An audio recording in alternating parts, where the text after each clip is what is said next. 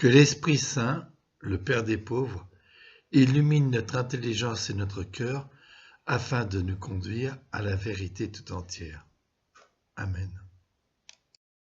Le livre de la Genèse. Les chapitres 21 à 25 s'étendent de la naissance d'Isaac à la mort d'Abraham. Mais revoyons les chapitres 12 à 20, la vocation d'Abraham, au travers du discours d'Étienne dans les Actes des Apôtres. Au chapitre 7, à Jérusalem devant le Conseil suprême, Étienne dit alors : « Frères et pères, écoutez !» Et son discours lui vaudra d'être lapidé, martyrisé. Ce tableau de Paolo Uccello en 1435 représente la lapidation d'Étienne, son martyre. En feuilletant mon dictionnaire de grec, martyréo signifie être témoin, rendre témoignage, témoigner. Remarquez le personnage dont la tête, un peu chauve, est cerclée de rouge. Il s'agit de saint Paul, avant sa conversion sur le chemin de Damas. Le Dieu de gloire est apparu à notre père Abraham quand il était en Mésopotamie avant de venir habiter Haran. Étienne reprend le texte de Genèse 11. Téra prit son fils Abraham, son petit-fils Lot et sa bru Sarai, qui sortirent avec eux d'Ur des pays des Chaldéens pour aller au pays de Canaan. Ils gagnèrent Haran, où ils s'établirent. Et il lui a dit : « Sors de ton pays et de ta parenté, et va dans le pays que je te montrerai. » Alors, étant sorti du pays des Chaldéens, il vint habiter Haran. Après la mort de son père, Dieu le fit émigrer de là-bas vers le pays où vous-même vous habitez maintenant. Et là, il ne lui donna rien en héritage, pas même de quoi poser le pied. Mais il promit de lui donner ce pays en possession, ainsi qu'à sa descendance, après lui, alors qu'il n'avait pas encore d'enfants. Dieu lui déclara que ses descendants seraient des immigrés en terre étrangère, que l'on en ferait des esclaves, et qu'on les maltraiterait pendant 400 ans. Mais, dit Dieu, la nation dont ils seront esclaves, moi je la jugerai, et après cela, ils sortiront, et ils me rendront un culte en ce lieu. Étienne continue avec la Genèse. Dieu dit à Abraham : « Sache-le bien, tes descendants seront des immigrés dans un pays qui ne leur appartient pas, on en fera des esclaves, on les opprimera pendant 400 ans. Mais la nation qu'ils auront servie, je la jugerai à son tour, ils en sortiront ensuite avec de grands biens. » Et Dieu lui donna l'alliance de la circoncision. Relatée dans la Genèse au chapitre 17, « Et voici l'alliance qui sera observée entre moi et vous, c'est-à-dire toi et ta descendance après toi. Tous vos enfants mâles seront circoncis. » Chapitre 21. Le Seigneur visita Sarah comme il l'avait annoncé. Elle devint enceinte et elle enfanta un fils pour Abraham dans sa vieillesse à la date que Dieu avait fixée. Et Abraham donna un nom au fils que Sarah lui avait enfanté. Il l'appela Isaac. Quand Isaac eut 8 jours, Abraham le circoncit comme Dieu le lui avait ordonné. Sarah dit : « Dieu m'a donné l'occasion de rire, quiconque l'apprendra rira à mon sujet. » Elle devint enceinte. C'est la première PMA, procréation miraculeusement assistée, dont il est fait mention. Elle sera suivie par bien d'autres. C'est Abraham, le père, qui donne le nom. Isaac, ce qui signifie « il rit ». Et Sarah ajoute : « Dieu m'a donné l'occasion de rire. » Sarah a de l'humour. Elle rit d'elle-même et participe ainsi au nom donné à Isaac. Puis elle ajouta, « Qui aurait dit à Abraham que Sarah allaiterait des fils? Et pourtant, j'ai donné un fils à sa vieillesse. » Bien que la Bible évoque quelques femmes après Ève, on ne dit rien d'elles. Elles sont simplement citées. Sarah est la première femme depuis Ève dont on développe l'histoire. Et dès qu'elle est présentée, on apprend qu'elle est stérile, comme si c'était son identité. Au chapitre 11, verset 9, l'épouse d'Abraham s'appelait Sarai. Sarai était stérile, elle n'avait pas d'enfant. En miroir avec Ève, la vivante, car la mère de tous les vivants, Sarai passe pour morte, ce qui est développé par saint Paul dans sa lettre aux Romains. C'est bien ce qui est écrit. J'ai fait de toi le père d'un grand nombre de nations. Il est notre Père devant Dieu, en qui il a cru. Dieu qui donne la vie aux morts et qui appelle à l'existence ce qui n'existe pas. Il n'a pas faibli dans la foi quand presque centenaire, il considéra que son corps était déjà marqué par la mort et que Sarah ne pouvait plus enfanter. Et l'auteur de l'Épître aux Hébreux écrit, grâce à la foi, Sarah, elle aussi, malgré son âge, fut rendue capable d'être à l'origine d'une descendance parce qu'elle pensait que Dieu est fidèle à ses promesses. Mais Sarah enfante Isaac. Le psaume 113 dit « Il donne une maison à celle qui était stérile, il en fait une mère joyeuse au milieu de ses enfants. » Elles sont nombreuses, les femmes stériles dans la Bible. Et d'abord les matriarches. Sarah, qui finalement donnera naissance à Isaac. Rebecca, qui donnera naissance tout de même à Jacob et Ésaü. Rachel, qui finira par être la mère de Joseph et de Benjamin. La mère de Samson. Anne, la mère de Samuel, jusqu'à Élisabeth, la mère de Jean-Baptiste.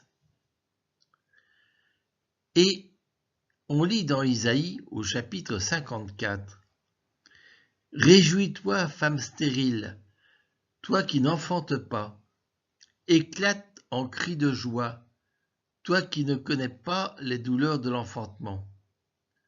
Car les enfants de la femme délaissée sont plus nombreux que ceux de la femme qui a son mari. » Ce texte sera repris et développé par saint Paul dans l'Épître aux Galates. Mais qui sont les Galates? Ce sont des Gaulois émigrés en Anatolie. Pour les décrire, il faut lire la harangue du consul Cnaeus Manlius Vulso avant d'affronter les Galates. Je n'ignore point, soldats, que de tous les peuples d'Asie, les Gaulois sont réputés les plus belliqueux. C'est au milieu des peuples les plus pacifiques qu'est venue s'établir cette nation farouche, après avoir couru le monde entier. Stature gigantesque, longs cheveux roux, larges boucliers, épée démesurée, chant guerrier au moment de charger l'ennemi, hurlements, trépignements terribles, cliquetis d'armes et de boucliers heurtés d'après un usage national, tout semble combiner chez eux pour inspirer la terreur. On a l'impression de lire Astérix.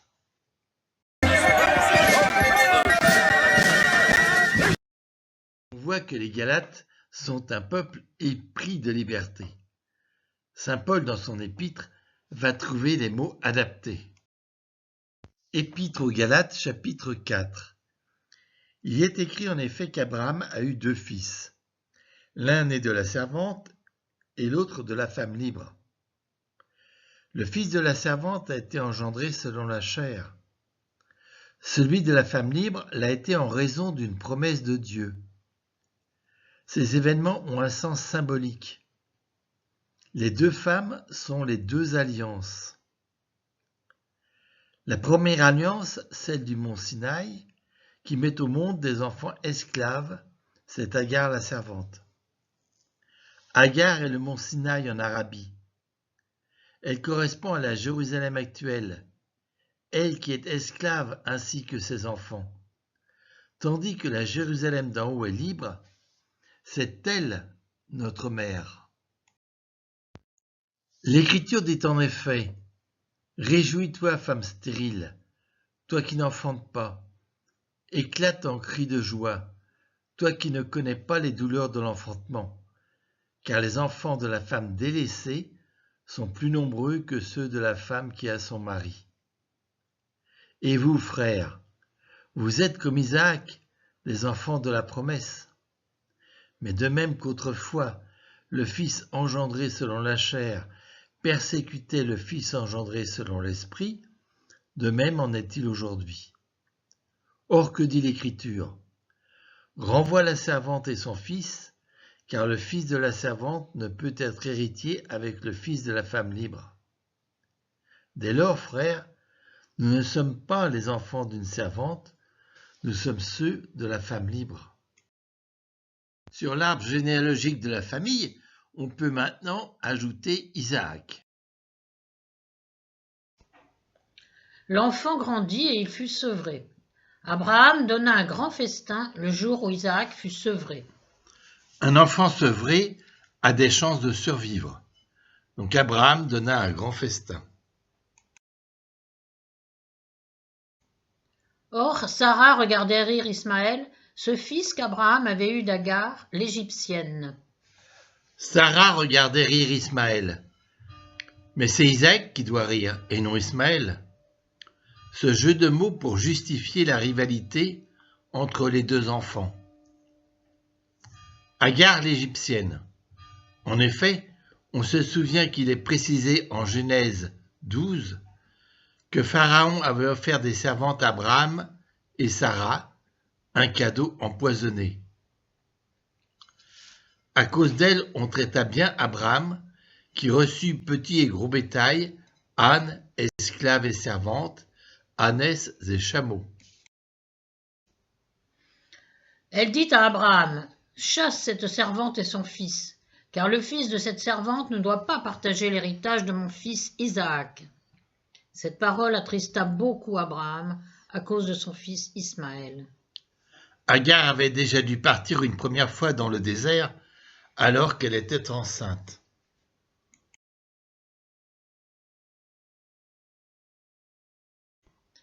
Mais Dieu lui dit: « Ne sois pas triste à cause du garçon et de ta servante. Écoute tout ce que Sarah te dira, car c'est par Isaac qu'une descendance portera ton nom. Mais je ferai aussi une nation du fils de la servante, car lui aussi est de ta descendance. »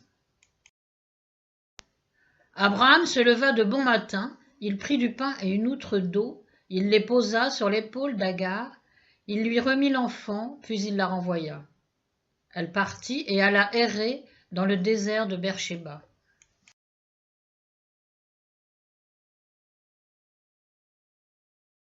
De bon matin. Quand on lit de bon matin dans la Bible, c'est qu'il va se passer quelque chose de très important, heureux ou dramatique. Quand l'eau de l'outre fut épuisée, elle laissa l'enfant sous un buisson et alla s'asseoir non loin de là, à la distance d'une portée de flèche. Elle se disait: « Je ne veux pas voir mourir l'enfant. » Elle s'assit non loin de là. Elle éleva la voix et pleura. Dieu entendit la voix du petit garçon, et du ciel, l'ange de Dieu appela Agar. « Qu'as-tu, Agar ? Sois sans crainte, car Dieu a entendu la voix du petit garçon sous le buisson où il était. » Dieu entendit. Ismaël, nous l'avons vu, signifie Dieu entend. Remarquons que c'est Agar qui pleure, mais Dieu entend le petit garçon. Dieu est plein de compassion.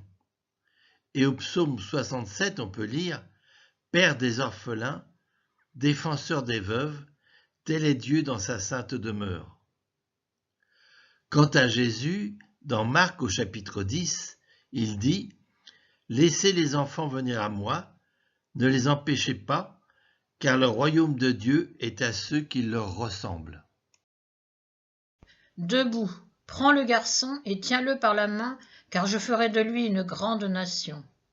Et Dieu lui ouvrit les yeux, et elle vit un puits. Elle alla remplir d'eau son outre et donna à boire au jeune garçon.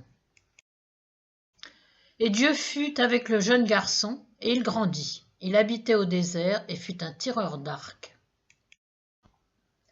Et il habitait dans le désert de Paran, et sa mère prit pour lui une femme au pays d'Égypte. En ce temps-là, Abimélec, accompagné de Picol, le chef de son armée, vint dire à Abraham : « Dieu est avec toi en tout ce que tu fais. » Abimélec, roi de Guérar, et le chef de son armée Picol viennent en délégation rencontrer Abraham pour sceller une alliance. Et pourtant, Abraham n'est pas un roi, mais il est plus qu'un roi, puisque Dieu est avec lui. Sur la gravure, à droite, on voit Picol qui apporte un arbre pour le planter, en l'honneur de l'alliance, peut-être un tamari. « Jure-moi maintenant ici, par le nom de Dieu, que tu ne tromperas ni moi, ni mes enfants, ni mes petits-enfants, et que tu auras pour moi et le pays où tu séjournes la même bienveillance que j'ai eue pour toi. » Abimélec demande à Abraham de faire le serment de ne plus le tromper. En effet, Abraham avait trompé Abimélec en lui disant que Sarah était sa sœur. Il lui demande de faire ce serment sur 3 générations, lui, ses enfants et ses petits-enfants. Abraham répondit : « Moi, je le jure. » Abraham fit des reproches à Abimélec au sujet d'un puits d'eau que les serviteurs de ce dernier avaient accaparé. Abimélec répondit : « J'ignore qui a fait cette chose-là. Tu ne m'en as point informé, et moi je ne l'apprends qu'aujourd'hui. » Abraham prit du petit et du gros bétail et les donna à Abimélec. Tous deux conclurent une alliance. Tu ne m'en as point informé. C'est un non-dit de la part d'Abraham. Quand on a quelque chose sur le cœur, il faut le dire, au risque de méprise. Abraham donna du petit et du gros bétail à Abimélec. Effectivement, lorsqu'Abraham était à Guérar avec Sarah, et quand il est parti, Abimélec lui donna du gros et du petit bétail. Abraham lui rend l'appareil. On peut lire ça en Genèse 20. Alors Abimélec prit du petit et du gros bétail, des serviteurs et des servantes, il les donna à Abraham. Abraham mit à part 7 jeunes brebis de son petit bétail. 7 jeunes brebis. 7 est évidemment un chiffre symbolique. Abraham donne 7 jeunes brebis, car il ne veut pas être en reste dans cette alliance. Abimélec demanda à Abraham : « Que font là ces 7 jeunes brebis que tu as mis à part ?» Abraham répondit : « C'est pour que tu les reçoives de ma propre main et qu'elles soient un témoignage de ce que j'ai moi-même creusé ce puits. » Sur la gravure représentant l'alliance d'Abimélec et d'Abraham, on voit sur la gauche un serviteur d'Abraham en train de mettre de côté les 7 jeunes brebis. C'est pourquoi on appela ce lieu Beersheba, car tous les deux y avaient prêté serment. Ils conclurent donc une alliance à Beersheba. Beersheba, le puits du serment. Mais ce peut être aussi le puits des 7. Il s'agit là d'un jeu de mots. Ber, le puits, Shaba, juré, prêter serment, et Sheba, 7, les 7 brebis données par Abraham, bien sûr, et 7 également en rapport avec les 7 jours de la création et donc le sabbat. Beersheba, au sud, à l'extrême sud de la terre promise. et au nord, Dan.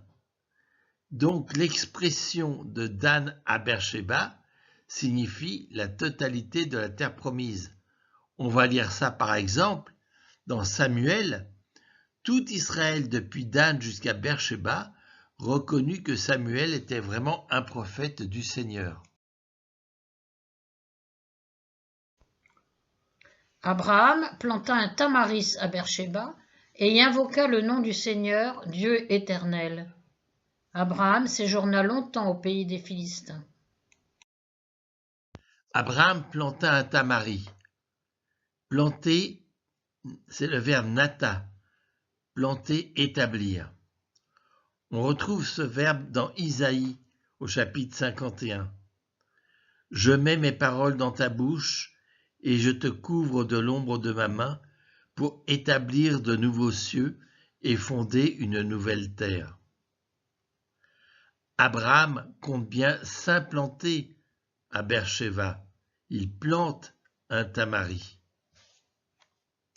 Abraham séjourna au pays des Philistins. Au pays des Philistins, c'est un anachronisme. Les Philistins sont arrivés plus tard dans cette région. Mais la Bible a été rédigée plus tard et donc rappelle que c'était la région des Philistins. Chapitre 22. Le sacrifice d'Abraham, que les Juifs appellent plutôt la ligature d'Isaac. Le sacrifice d'Abraham est une expression volontairement ambiguë. Il s'agit en effet aussi bien du sacrifice d'Abraham que du sacrifice d'Isaac. Commençons par regarder le texte avant de développer les explications. Dieu mit Abraham à l'épreuve. Il lui dit « Abraham ». Celui-ci répondit « Me voici ». Dieu dit « Prends ton fils, ton unique, celui que tu aimes, Isaac, va au pays de Moria, et là tu l'offriras en holocauste sur la montagne que je t'indiquerai. » Abraham se leva de bon matin, sella son âne, et prit avec lui 2 de ses serviteurs et son fils Isaac. Il fendit le bois pour l'holocauste et se mit en route vers l'endroit que Dieu lui avait indiqué. Le 3e jour, Abraham, levant les yeux, vit l'endroit de loin. Abraham dit à ses serviteurs « Restez ici avec l'âne. Moi et le garçon, nous irons jusque là-bas pour adorer, puis nous reviendrons vers vous. » Abraham prit le bois pour l'holocauste et le chargea sur son fils Isaac. Il prit le feu et le couteau, et tous 2 s'en allèrent ensemble. Isaac dit à son père Abraham, « Mon père, eh bien mon fils. » Isaac reprit, « Voilà le feu et le bois, mais où est l'agneau pour l'holocauste » Abraham répondit, « Dieu saura bien trouver l'agneau pour l'holocauste, mon fils. » Et ils s'en allaient tous les 2 ensemble. Ils arrivèrent à l'endroit que Dieu avait indiqué. Abraham y bâtit l'autel et disposa le bois. Puis il lia son fils Isaac et le mit sur l'autel par-dessus le bois. Abraham étendit la main et saisit le couteau pour immoler son fils. L'ange du Seigneur l'appela du haut du ciel et dit « Abraham, Abraham !» Il répondit « Me voici. » L'ange lui dit « Ne porte pas la main sur le garçon, ne lui fais aucun mal. Je sais maintenant que tu crains Dieu. Tu ne m'as pas refusé ton fils, ton unique. » Abraham leva les yeux et vit un bélier retenu par les cornes dans un buisson. Il alla prendre le bélier et l'offrit en holocauste à la place de son fils. Le Jean-Baptiste de Caravage est représenté ici avec un bélier et non un agneau. Ceci pour évoquer Isaac. Et sa pose reprend celle d'un ignudo, c'est-à-dire un nu, de Michel-Ange à la chapelle Sixtine.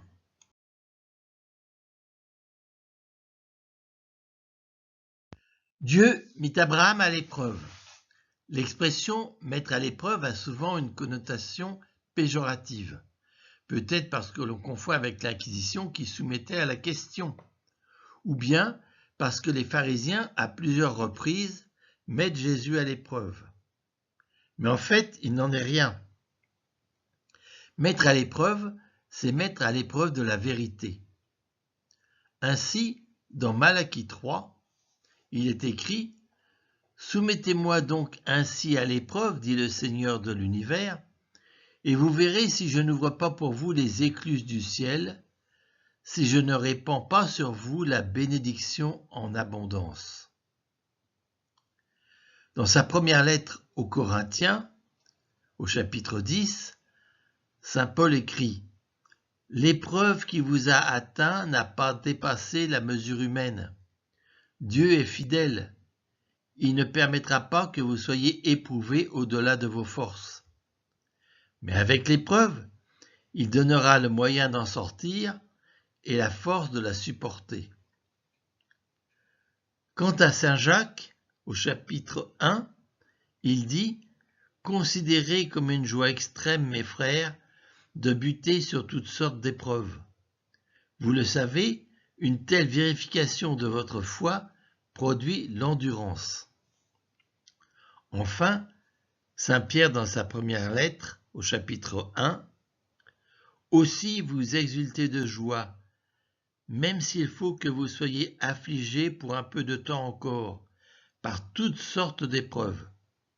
Elles vérifieront la valeur de votre foi, qui a bien plus de prix que l'or, afin que votre foi reçoive louange, gloire et honneur quand se révélera Jésus-Christ. » Rabbi Eliezer le Grand, un des plus grands sages du Talmud, ayant vécu au 1er siècle, nous a laissé un midrash, le Pirkeu de Rabbi Eliezer. Il commente « Le Seigneur mit Abraham à l'épreuve.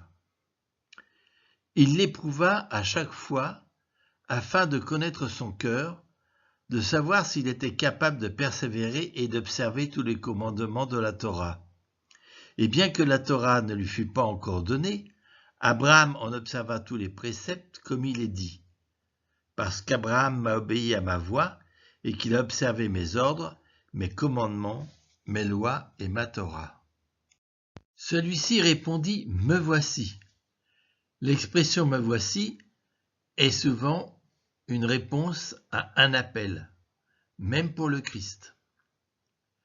Dans Isaïe au chapitre 6, j'ai répondu « Me voici, envoie-moi ».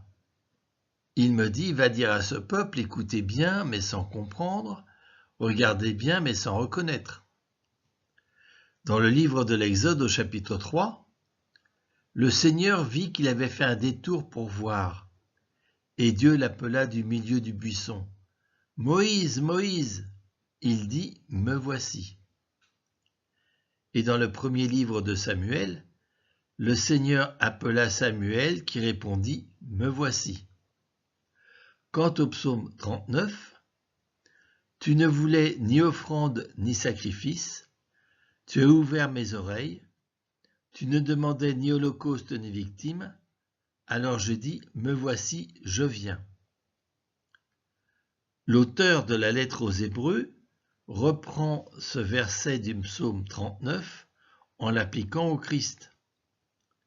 Le Christ dit « Tu n'as voulu ni sacrifice ni offrande, mais tu m'as formé un corps. Tu n'as pas agréé les holocaustes ni les sacrifices pour le péché. Alors je dis, me voici.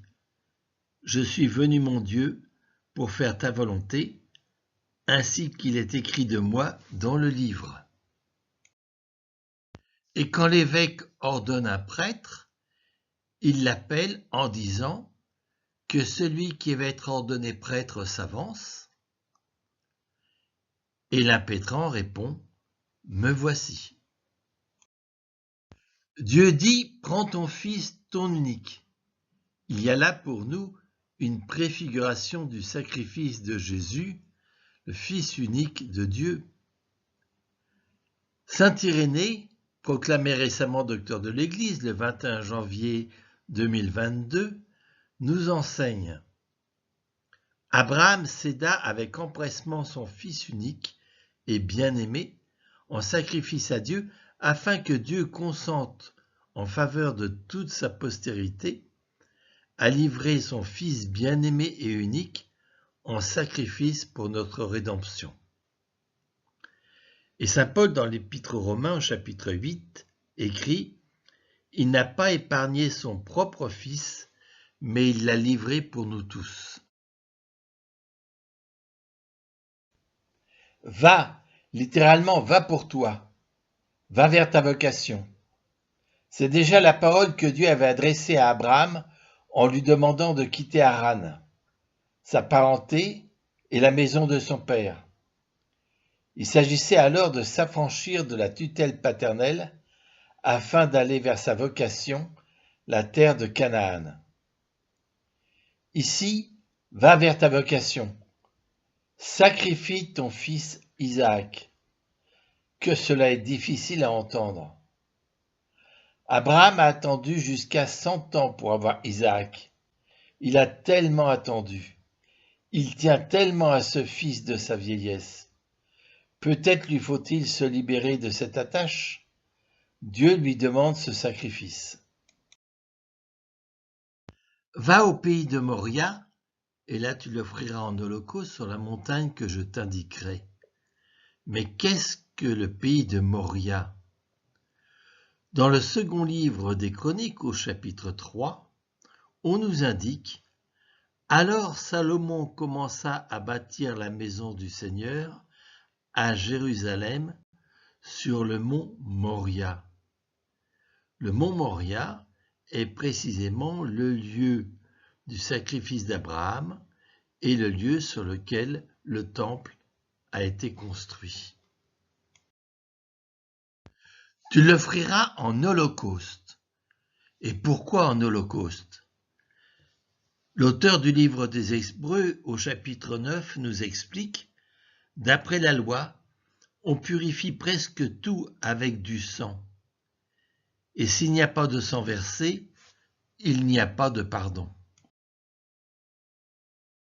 De bon matin, cette expression que nous avons déjà rencontrée lorsqu'Abraham chassa Agar annonce un événement très important. Et il se mit en route. Abraham s'empresse d'obéir au Seigneur. Il ne négocie pas comme il l'a fait pour Sodome. Il prit avec lui 2 de ses serviteurs. Ils ne sont pas nommés. Mais le Midrash dont nous avons déjà parlé, le Pirkei de Rabbi Eliezer, propose Eliezer, serviteur connu d'Abraham, et Ismaël. Les 2 serviteurs, raconte le Midrash, se disputaient pour savoir qui serait l'héritier d'Abraham après le sacrifice d'Isaac. Abraham se leva de bon matin, prit avec lui Ismaël, Eliezer et son fils Isaac, et Sélalan. Une querelle s'éleva entre Eliezer et Ismaël. Ismaël dit à Eliezer, « Maintenant qu'Abraham offre son fils Isaac en holocauste, brûlé sur l'autel, et que je suis son fils premier-né, j'hériterai des biens d'Abraham. » Eliezer lui répondit, « Il t'a déjà chassé comme une femme répudiée, et il t'a envoyé au désert. Mais je suis son serviteur, le servant jour et nuit, et je serai l'héritier d'Abraham. » Le Saint-Esprit leur répondit, « Ni celui-ci, ni celui-là n'hériteront. » Cela fait curieusement penser au fils de Zébédée, juste avant la montée de Jésus à Jérusalem. Voici que nous montons à Jérusalem. Le Fils de l'homme sera livré aux grands prêtres et aux scribes. Ils le condamneront à mort et le tueront. Et 3 jours après, il ressuscitera. Alors Jacques et Jean, les fils de Zébédée, s'approchent de Jésus et lui disent « Maître, ce que nous allons te demander, nous voudrions que tu le fasses pour nous. » Il leur dit « Que voulez-vous que je fasse pour vous ?» Ils lui répondirent « Donne-nous de siéger l'un à ta droite et l'autre à ta gauche dans ta gloire. » Abraham sella son âne. Il selle son âne pour monter au mont Moria. Et Zacharie, au chapitre 9, écrit « Pousse des cris de joie, fille de Jérusalem. Voici ton roi qui vient à toi. Il est juste et victorieux, pauvre et monté sur un ânon, le petit d'une ânesse. Et Jésus, avant de monter à Jérusalem, dit dans Matthieu au chapitre 21, « Allez au village qui est en face de vous. Vous trouverez aussitôt une ânesse attachée et son petit avec elle. Détachez-les et amenez-les-moi. Cela est arrivé pour que soit accomplie la parole prononcée par le prophète. Dites à la fille de Sion, voici ton roi qui vient vers toi, plein de douceur, monté sur une ânesse et un petit âne, le petit d'une bête de somme. » Troisième jour. Écoutons Eusèbe d'Émèse. Tout ce que l'on trouve dans l'Ancien Testament étant figure du Nouveau, en ce troisième jour et cette troisième nuit, se déroulait par avance dans le Fils unique d'Abraham le mystère du Fils unique de Dieu.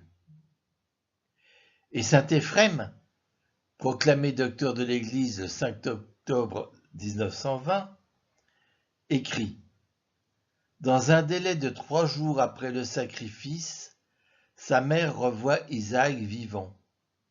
Après un délai de 3 jours, l'Église aussi revoit le Sauveur incorruptible. »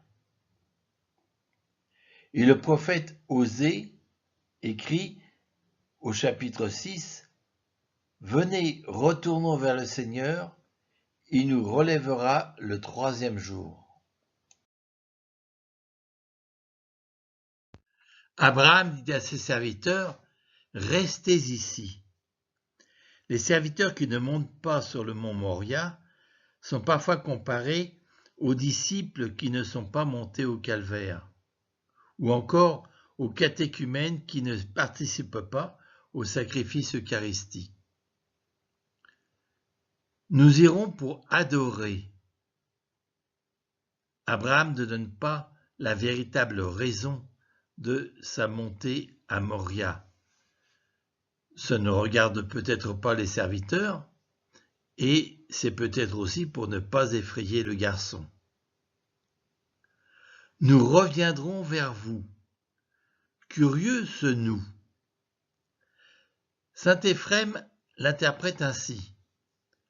Abraham s'est rendu illustre de 2 façons, en tuant son fils sans le tuer et en croyant qu'il ressusciterait après la mort et redescendrait avec lui, car il était certain que ne mentait pas celui qui lui avait dit « En Isaac, une postérité te sera donnée. » Le bois pour l'Holocauste, il préfigure la croix du Christ.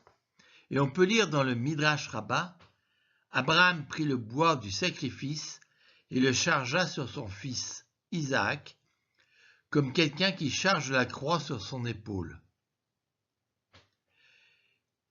Tous deux s'en allaient ensemble. Le Targum de Jonathan, qui est une traduction juive de la Bible en araméen avec des commentaires, dit « Les anges d'en haut disaient « Venez, voyez 2 personnes uniques qui sont dans l'univers.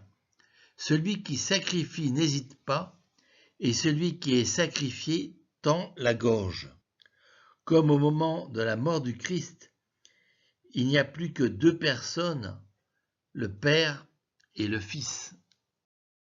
À la question d'Isaac, « Mais où est l'agneau ?» Abraham répond, « Dieu saura bien trouver l'agneau pour l'Holocauste, mon fils. » La phrase en hébreu apparaît en dessous, chaque mot ayant une couleur spécifique, ce qui permet de suivre la traduction littérale que nous donne Chouraki.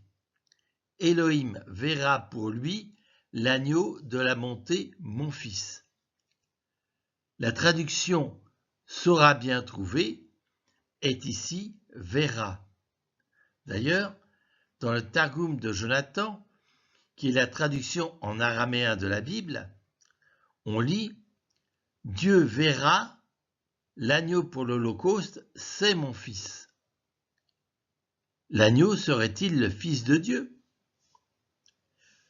Le prophète Isaïe, au chapitre 53, nous dit « Maltraité, il s'humilie, il n'ouvre pas la bouche, comme un agneau conduit à l'abattoir.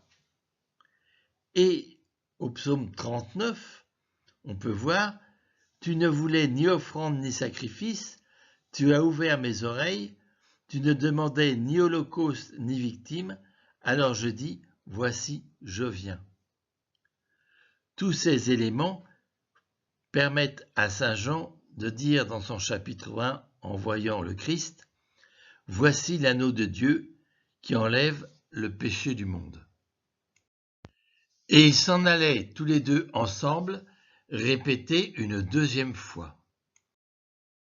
Puis il lia son fils Isaac. C'est à partir de ce verset que les Juifs appellent ce chapitre non pas le sacrifice d'Abraham, mais la ligature d'Isaac. Dans Isaïe 53, on peut lire « Comme une brebis muette devant les tondeurs, il n'ouvre pas la bouche. Tu ne m'as pas refusé ton fils, ton unique. » Saint Jean au chapitre 3 écrit « Dieu a tellement aimé le monde qu'il a donné son Fils unique. » Et nous récitons dans le Credo « Je crois en Jésus-Christ, son Fils unique. » Abraham vit un bélier. C'est un bélier, Aïl, et non un agneau sans tache. L'agneau, ce sera le Christ. Il offrit en holocauste à la place de son fils. À la place. Tatchat. On a déjà rencontré ce mot quand Ève donne naissance à Seth à la place d'Abel. On le rencontrera à nouveau quand Judas se proposera à la place de Benjamin devant Joseph. Un bélier retenu par les cornes dans un buisson.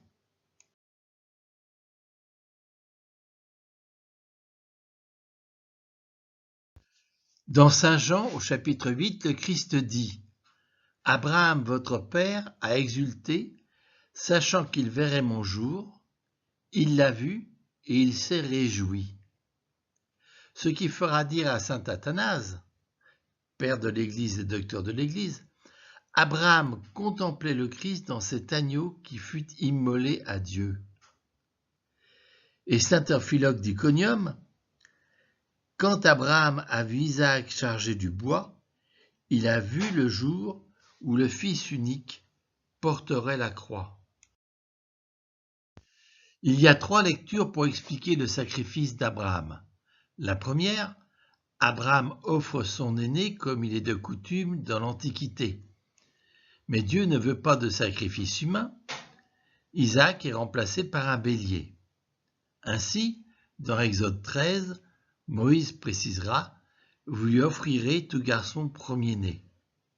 Et dans Luc, on peut lire « Quand fut accompli le temps prescrit par la loi de Moïse pour la purification, les parents de Jésus l'amenèrent à Jérusalem pour le présenter au Seigneur, selon ce qui est écrit dans la loi. Tout premier-né de sexe masculin sera consacré au Seigneur. » Il venait aussi offrir le sacrifice prescrit par la loi du Seigneur, un couple de tourterelles ou 2 petites colombes. La deuxième lecture, c'est la croyance en la résurrection. Dans l'Épître aux Hébreux, on va lire « Grâce à la foi, quand il fut soumis à l'épreuve, Abraham offrit Isaac en sacrifice. Il offrait le Fils unique, alors qu'il avait reçu les promesses et entendu cette parole. C'est par Isaac qu'une descendance portera ton nom. Il pensait en effet que Dieu est capable de ressusciter les morts. C'est pourquoi son fils lui fut rendu. Il y a là une préfiguration. » Et donc la troisième lecture, c'est la préfiguration du sacrifice du Christ. D'ailleurs, la résurrection est clairement évoquée dans les Midrash.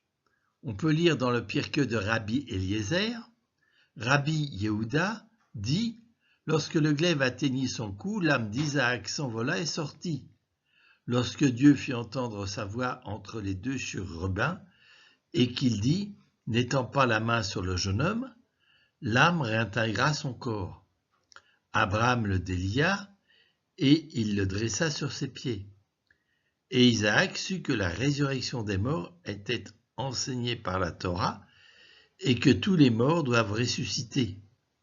Aussitôt, il prit la parole et dit, « Béni es-tu, Seigneur, qui fait revivre les morts. » Et ceci est l'enseignement constant des pères de l'Église. Saint Ambroise écrit, « Celui qui avait pu le faire naître contre tout espoir du monde d'un homme stérile et d'une vieille femme, pouvait sans aucun doute le rappeler de chez les morts contre toute raison humaine. » Et saint Augustin, « Jamais Abraham n'a pu croire que Dieu se complairait en des victimes humaines. Cependant, ce qui vaut à Abraham d'être loué, c'est qu'il a cru sur le champ que son fils ressusciterait après avoir été immolé. » Saint Amphiloque d'Iconium ajoute, « Abraham a vu Isaac redescendre vivant de la montagne, et il comprit que Jésus ressusciterait d'entre les morts. Et Jésus a révélé sa résurrection aux femmes d'abord, tout comme Abraham l'a révélé d'abord à ses serviteurs. » Saint Épiphane de Salamine, pour terminer, « Isaac, au sortir de la mort, fut rendu vivant à son père. En rendant au père l'enfant revenant de chez les morts, Dieu enseignait l'espérance de la résurrection. » Saint Paul nous dit dans l'Épître aux Romains, « Présentez-vous à Dieu comme des vivants revenus d'entre les morts. » Des vivants revenus d'entre les morts. Dans l'Antiquité, on envisage un lieu après la mort, le séjour des morts. Domaine d'Osiris chez les Égyptiens, le Mundus chez les Romains, l'Hadès chez les Grecs, le Sheol chez les Hébreux, les enfers chez les chrétiens. Chez les Juifs, après le retour d'exil à l'époque du Second Temple, les justes du Sheol sont accueillis dans le sein d'Abraham. Et dans la parabole du pauvre Lazare et du riche, Jésus nous dit dans Saint Luc, au chapitre 16, « Or le pauvre mourut, et les anges l'emportèrent auprès d'Abraham. Le riche mourut aussi, et on l'enterra. Au séjour des morts, il était en proie à la torture. Levant les yeux, il vit Abraham de loin, et Lazare tout près de lui. » Benoît XVI réaffirme la tradition. Jésus-Christ, en descendant dans la nuit de la mort, prend Adam et Ève par la main, tous les hommes en attente, et il les conduit à la lumière. Et dans le symbole des apôtres, nous disons « est mort, a été enseveli, est descendu aux enfers. » Isaac est une préfiguration. Saint Ambroise écrit, Isaac a été épargné parce qu'il ne pouvait effacer tous les péchés. Cela aucun homme ne le pouvait, seulement le Fils de Dieu. Quant à saint Éphrem, il écrit, le bélier suspendu a mystérieusement racheté le seul Isaac, l'agneau de Dieu suspendu à la croix a racheté le monde à la mort. Et saint Méliton de Sardes, pour Isaac, le juste apparut un bélier à immoler, afin qu'Isaac fût délié de ses liens. Par son immolation, il racheta Isaac. De même, le Seigneur lui aussi nous sauva par son immolation. Lié, il nous délia, mis à mort, il nous racheta. Le bélier représente l'humanité, Isaac représente la divinité. Pour saint Ambroise, quoi de plus expressif? Le saint patriarche a offert son fils, et c'est le bélier qui a été immolé. Cela ne montre-t-il pas clairement que c'est la chair humaine du Fils unique, cette chair qui lui est commune avec tous les êtres terrestres et tous les vivants, et non sa divinité qui subirait les blessures de la Sainte Passion. Quant à Origène, il est intéressant de savoir comment l'une et l'autre figure, Isaac qui n'est pas égorgé, et le bélier qui l'est conviennent au Christ. Le Christ est le Verbe de Dieu, mais le Verbe s'est fait chair. Par conséquent, dans le Christ, il y a une chose qui vient d'en haut, et l'autre qui a été reçue de la nature humaine et du sein virginal. Le Christ souffre, mais c'est dans sa chair. Il a subi la mort, mais c'est la chair dont le bélier est ici la figure qui l'a subie. Le Verbe, au contraire, qui est le Christ selon l'Esprit, dont Isaac est l'image, est demeuré dans l'incorruptibilité. Enfin, Clément d'Alexandrie nous dit, en n'étant pas immolé, Isaac désigne symboliquement la divinité du Seigneur. Du ciel, l'ange du Seigneur appela une seconde fois Abraham. Il déclara, « Je le jure par moi-même, oracle du Seigneur, parce que tu as fait cela, parce que tu ne m'as pas refusé ton fils, ton unique, je te comblerai de bénédictions, je rendrai ta descendance aussi nombreuse que les étoiles du ciel et que le sable au bord de la mer. » Je rendrai ta descendance aussi nombreuse que les étoiles du ciel. Dans le Magnificat, il se souvient de son amour, de la promesse faite à nos pères en faveur d'Abraham et de sa descendance à jamais. Et dans l'Épître aux Hébreux, la promesse demeure ferme pour tous les descendants d'Abraham, non pour ceux qui se rattachent à la loi seulement, mais pour ceux qui se rattachent aussi à la foi d'Abraham, lui qui est notre Père à tous. Et enfin, dans l'Épître aux Galates, saint Paul écrit « Les promesses ont été faites à Abraham ainsi qu'à sa descendance. L'Écriture ne dit pas à tes descendants, comme si c'était pour plusieurs, mais à ta descendance, comme pour un seul, qui est le Christ. »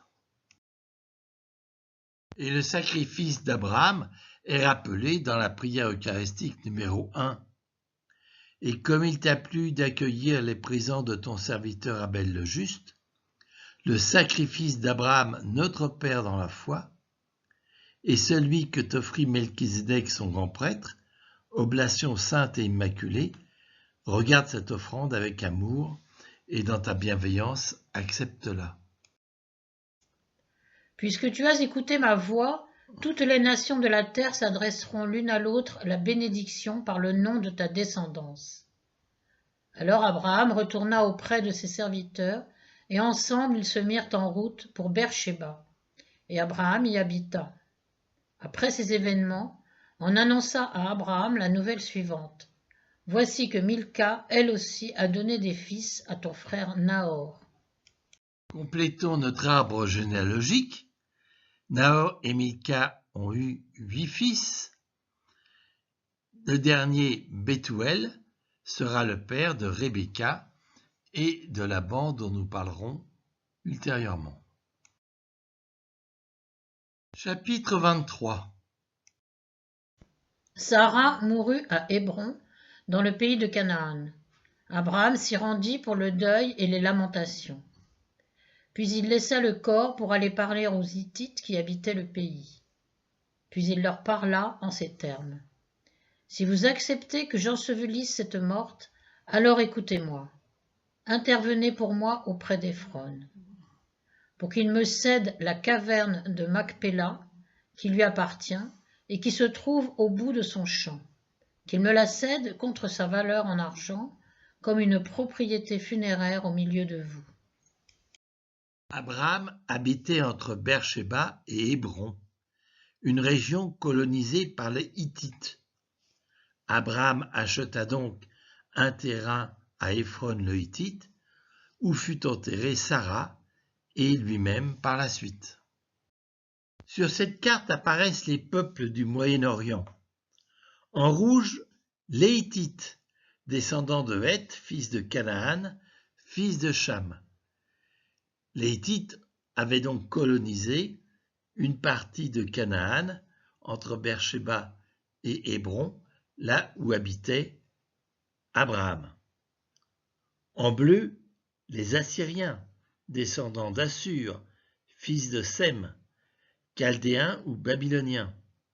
En blanc, les Akkadiens, c'est le pays d'Abraham, descendants d'Héber, descendants de Sem. En orange, les Élamites, descendants d'Élam, fils de Sem. En noir, les Égyptiens, descendants de Misraïm, fils de Cham. En vert, les Cananéens, descendants de Canaan.